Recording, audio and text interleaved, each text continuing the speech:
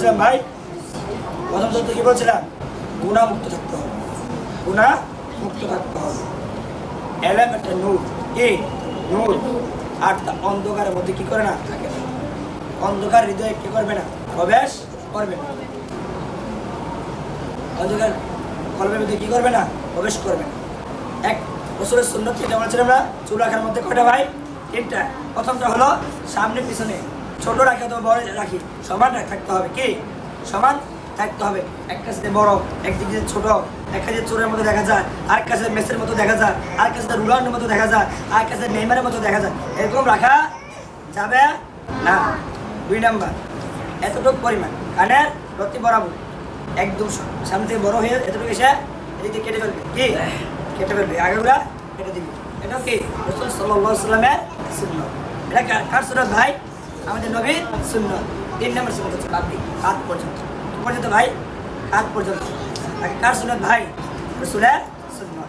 যখন আমি রাসূলের সুন্নাত মানব, তখন আস্তে আস্তে ইসলাম আমার মনটা কি থাকবে? ফ্রেশ থাকবে। কি থাকবে? আমি লেখাপড়া করতে সুবিধা হবে। কি হবে? সুবিধা হবে।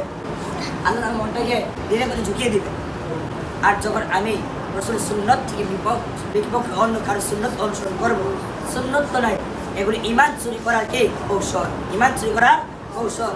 আজ আমাদের যুব সমাজের মধ্যে আমার বড় ভাই নেশা করে, আমার বাবা নেশা করে, আমার সাথী ভাই, আমার বন্ধু বান্ধব নেশা করবে, নেশা করে না ভাই? আজ তারা দিন না শেখার কারণে আজ তাদেরকে দিয়ে ইহুদি নেসারারা আজ আমার রাসূলের বিরুদ্ধে কঠোর ভাষা উচ্চারণ করতে বাধ্য করেছে। নাউজুবিল্লাহ। যারা কিসের সাথে সম্পর্ক ভাই? বিভিন্ন নেশার সাথে কি যুক্ত, অবৈধ কাজের সাথে যুক্ত, তারাই কি করে ভাই? আমার রাসূলের বিরুদ্ধে, ইসলামের বিরুদ্ধে, আমার আল্লাহর বিরুদ্ধে অবস্থান নেয়। কারা ভাই? কিসের বিরুদ্ধে ভাই? কারা ইসলামের বিরুদ্ধে কি করে অবস্থান নেয়? কারা ভাই বলেন?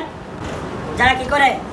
নেশা করে, হারাম জিনিস ব্যবহার করে, হারাম পথে চলে, অথবা হারাম জন্মগ্রহণ করে, কি হারাম পদ্ধতিতে কি করে জন্মগ্রহণ করে, অর্থাৎ যারা সন্তান অবৈধ পাবেন, অবৈধ সন্তান, তারা কি করে? আমার রাসূলকে নিয়ে কটূক্তি করে। যে কথাগুলি বললাম, আল্লাহ পাক আমাদেরকে সেই কথাগুলি আমল করতে বিধান করেন।